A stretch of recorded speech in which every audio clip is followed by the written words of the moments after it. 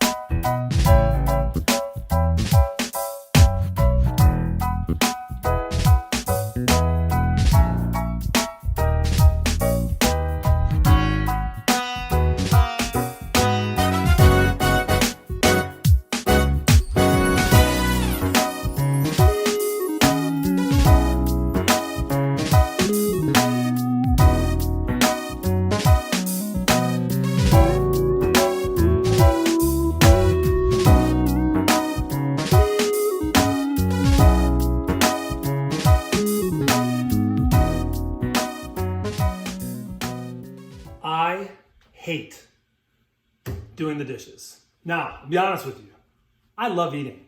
I even love cooking. I love making a huge mess when I cook. I have pots here, pans there, and I just let everything pile up. Like, it's actually kind of ridiculous. If you were in the kitchen with me, you would see the ridiculousness of me cooking. Plates everywhere, pots, pans, spoons, spatulas, food everywhere, but it would be a feast and it would be awesome. And then after dinner, it'd be like, well, I gotta do the dishes. And I do not like doing the dishes. I don't even like looking at the dirty dishes.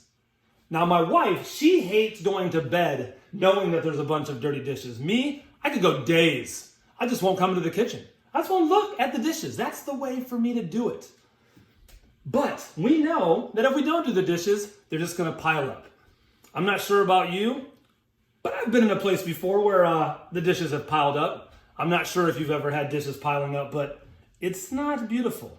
And I think about in the middle of it, as I start to wash the dishes, and as they're piling up, I think to myself, this is never going to end. I think it doesn't matter how many dishes I do or how many I keep washing, they keep coming. My kids love this little game that once the dishes start, they love to bring more dishes. Sometimes without me even saying, hey, are there any more dishes? Just more dishes will just keep getting brought to me. And once I start washing, my wife or my kids will be like, oh, well, since you're washing, you might as well wash this too. Oh, could you wash my water bottle? My water bottle would be great. It's a little dirty. Could you wash it? And it just keeps coming. And it keeps piling up.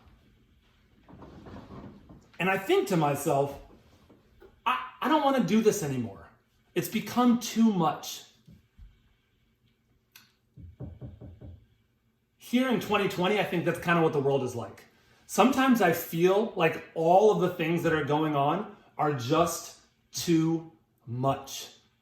We are literally in the middle of a global pandemic. I know I've said that in other videos, but it's just going to keep being said. We are in the middle of a global pandemic. I work at a school, so I'm a dean of students at a school, and we shut everything down in the middle of March. We started doing distance learning. Our teachers had to change everything. It was ridiculous. I haven't seen my students since March 11th. And that's hard. Had to graduate all of our 8th graders without ever seeing them. That's hard. Then we're in the middle of this pandemic, and then there's the murders of George Floyd, Breonna Taylor, and others. And it's evident again that we have a systemic problem in this country of killing black people. That's just a fact. And so then a movement starts. A Black Lives Matter movement starts. And if you notice, if you've been paying attention, the churches are stepping up, which is awesome. The church I used to go to in Kalamazoo held a protest and a rally right on the front steps of their church for all to see. It wasn't just showy. It was saying, hey, to us, Black Lives Matter. Hey, to us, Black Lives Matter. To Jesus, Black Lives Matter. So then we're in the middle of that. I went to a few protests, or at least I went to one protest, and there's so much. So we're at protests with our masks on, trying to stay 6 feet away from everybody because of social distancing. It's so much. We're in the middle of an election cycle.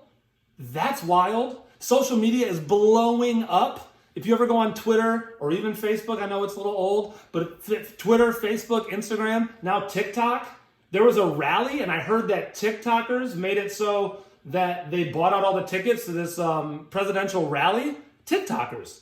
We are in a wild time. A wild time. And that's not even to mention, before COVID, I went to this big, huge rally here in Seattle for climate change. That hasn't stopped. Like, it's not like things have stopped. We're still in the midst of that. We're in the midst of realizing that our earth is getting warmer and hotter, and it's a problem. There are so many things going on in this world, and it sometimes feels like it's the dishes that are piling up, and they won't stop piling up. But here's what I want to say. Keep doing the dishes. Grab a dish, wash the dish, rinse the dish, dry the dish, put it away. And when you're done with that, grab another dish. There's this great quote. This guy named Mr. Rogers. You've probably heard of him. He's actually a Presbyterian minister, or he was before the show. And I'm going to read this so I don't get it right. And he says, when I was a boy and I would see scary things in the news, Rogers said to his television neighbors, my mother would say to me, look for the helpers. You will always find people who are helping. That's a beautiful quote for young people. And it's a beautiful quote for really young kids, to say to little kids, hey, the helpers are there. There's people helping. But let me tell you the reality behind that statement that Mr. Rogers was making. That statement doesn't make sense unless there are helpers. And guess what? Y'all are in middle school now. So it's no longer as much time for you to be looking for the helpers as much it is for you to be the helpers. I know you've heard the term bystander. And like, that's a bystander. Someone just is standing around watching things happening, and you're like, that's too bad. That sucks. I want you to start being upstanders. That means I want you to do the right thing.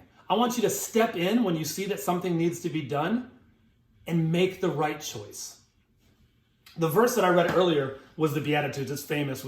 Jesus was talking. It's great. He talks about blessed are the poor and the poor in spirit, for they will be taken care of. Like, all these things that Jesus is trying to say, that like we are going to take care of these people. And I think about this term blessing. And I think that some people have thought like a blessing is like God blessing us. But I think more that it actually is God giving skills to us to give to others. So when someone is poor in spirit and they're sad and they need to be comforted, for they will be comforted, the verse says, it doesn't necessarily mean that they'll be comforted by God, but they'll be comforted by God through us. We are the vessel that God is using to bring comfort to the whole world. And that's me, and that's you. There's another verse in John, the book of John, chapter 10, verse 10, and paraphrasing it says, Jesus says, for I've come that you might have life, and that you might have it abundantly. And I think about abundance. I don't think about abundance of dishes, but I think about abundance of God's comfort. And I think about the abundance of helpers. And I think about this idea of living abundantly, having so much that I'm content and that I'm happy. And the only way that happens, it's not about blessings pouring down from God and like one day I wake up and there's a brand new Ferrari in my driveway, or I wake up and there's a tree that's making money. No, it's saying that God is asking us, those of us who claim to follow Jesus, that we are going to be those blessers. We are going to be those helpers, and we are going to be those people who are giving that abundant life to the rest of the world. That's what mission work is. That's what we're here talking about at this mission conference. So, when you think about all the things that are piling up and all of the problems in your community or your school or your family or your city or your country or the world, take one dish, wash it, rinse it, dry it, put it away, and then look at that pile and say, that's a big pile, but I'm going to be the helper and I'm going to do another one. That's what I'm looking at for you. Thanks.